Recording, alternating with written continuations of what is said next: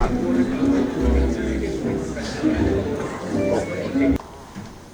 delegates, ladies and gentlemen, it gives me great pleasure to be a part of the second Asia Pacific UN Science Policy Business Forum, an unparalleled gathering that combines the power and expertise of government, industry, financial institutions, science, and civil society.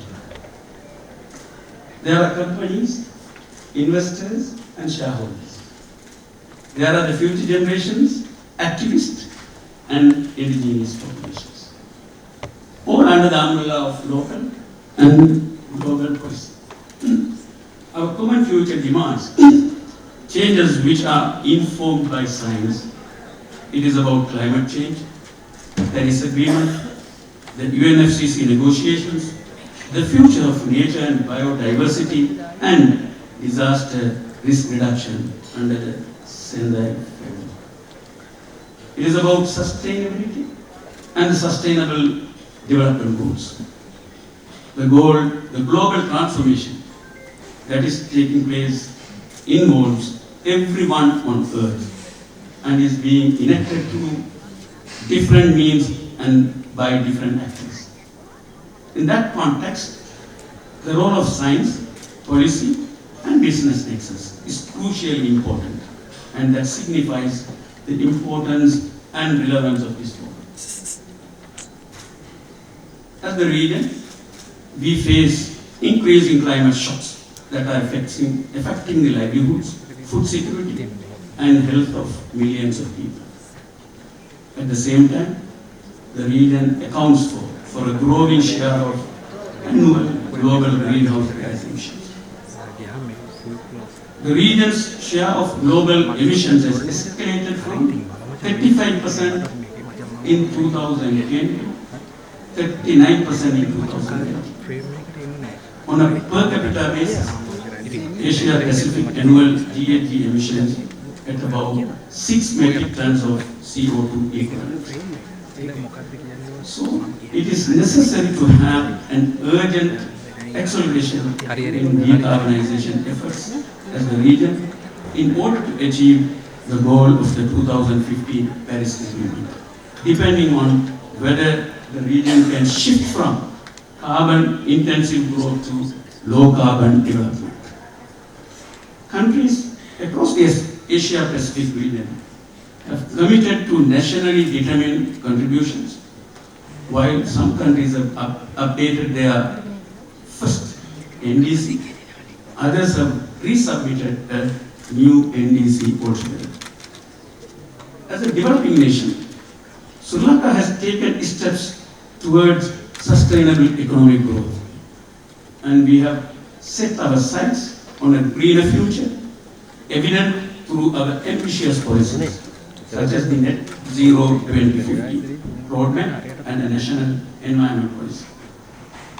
Sri Lanka's President, His Excellency the President Ranil Wickremesinghe, launched the Climate Prosperity Plan at COP26, focusing on renewable energy generation to transition towards a green economy.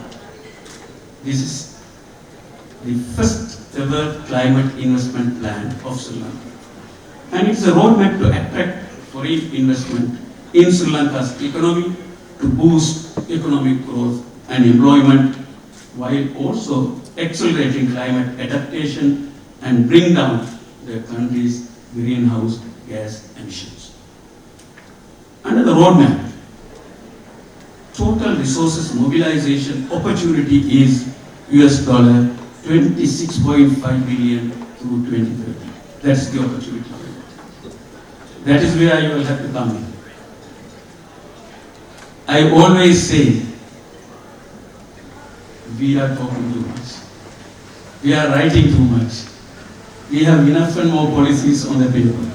But when it comes to implementation, on the ground, every farmer on this earth, what is his contribution going to be? Are we interacting them to contribute towards all these policies that we are talking about?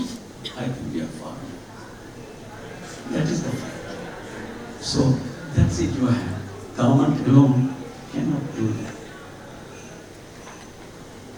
We can set policies, we can facilitate, but it is your, of course, duty and responsibility while securing your profit.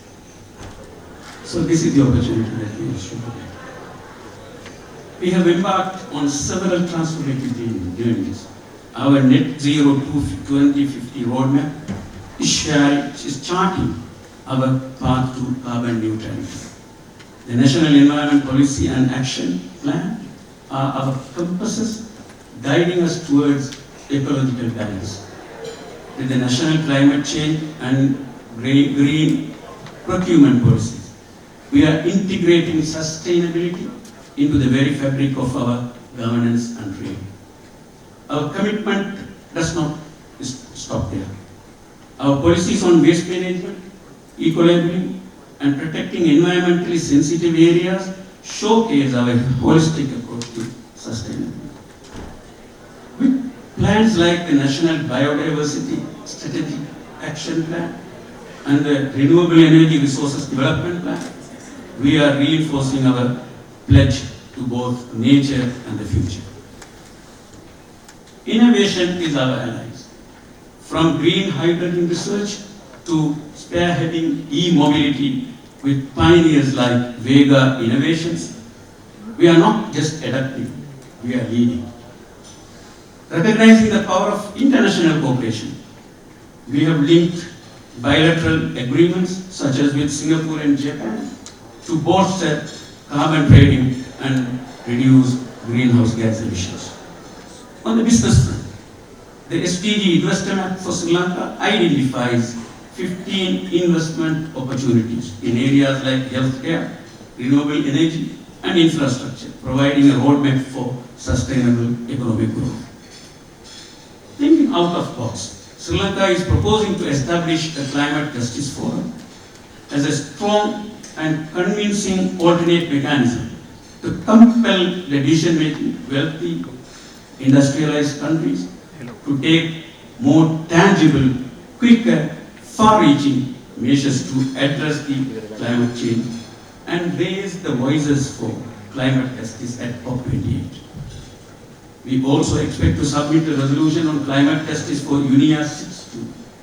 Further, I would like to announce that Sri Lanka has organized a side event on climate justice on 5th October 2023. The UN Science Policy Business Forum has created a vital platform for intersectoral dialogue and collaboration as we approach UNIA 6 and COP20. This confluence of influential stakeholders must spearhead transformative actions, leaving no nations behind. Let us harness this unique opportunity to build a sustainable, prosperous, and inclusive Asia Pacific. We thank UNEP for creating this unique opportunity in support of the ministerial process. I am both pleased and energized to be a part of this remarkable community.